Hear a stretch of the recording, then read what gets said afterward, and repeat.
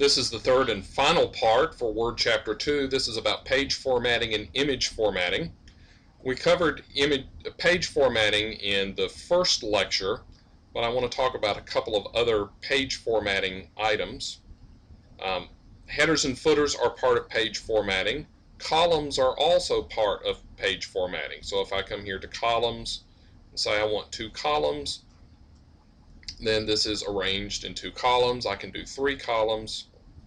Let me go back to 1. Another thing that you might do every once in a while is insert a continuous section break. I'm going to insert 2 of them here.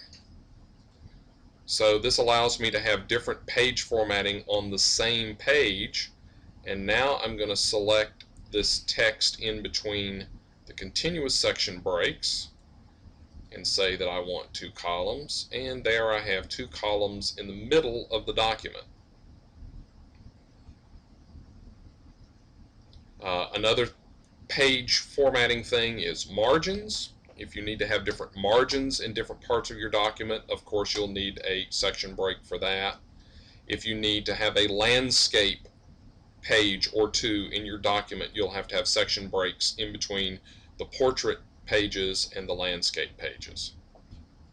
Now let's put an image in the document and talk about the different ways that might work. So I'll just put some clip art in.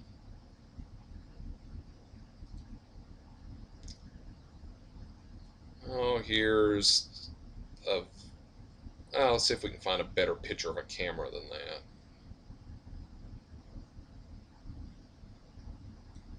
Let's see, I just want clip art, not photographs.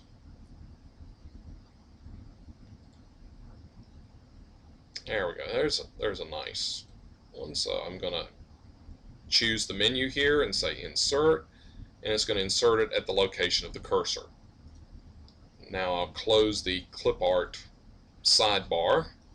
Now when I click on this, I can, if I drag a corner, it grows or shrinks the picture proportionally.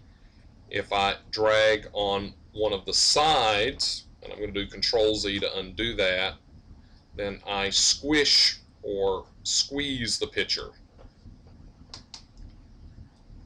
You'll see that this dot here, when I point to it, I get a little circular arrow, and when I drag that, I can rotate the picture 360 degrees as I wish. This will work for any kind of graphic that you insert into the document. You can also do what's called cropping. So I'm going to click, once I have a picture selected, I can click on the Format tab. So what I've done before this is I've limited the size of the picture by shrinking it and growing it, but cropping allows you, you see the handles here change. When I crop it, then I'm going to cut the size of the picture down by restricting what I see in the picture. So if I wanted just the lens, I can crop down to just the lens, and then once I click outside, now that whole graphic is still stored in my document, but I've just changed what my view of it is. And now when I click on it, now that I'm not cropping, I can make it larger or smaller. I can squeeze it and shrink it. Another thing about having a graphic in your document is when you move it around in the document, you may want to control how the text flows around that graphic. And the way that I like to deal with this is I like to right-click on it and choose Wrap Text. And as I go through, let me scroll up here so that you can see what I'm doing.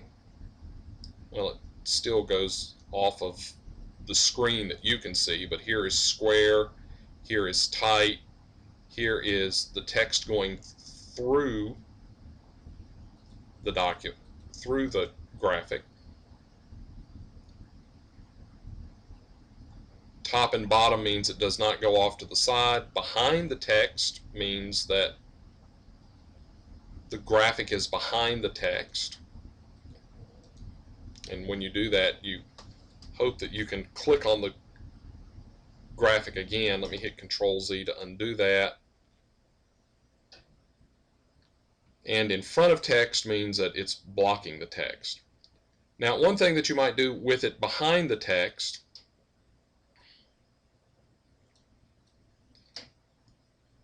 is if you select one of the washout kind of picture corrections,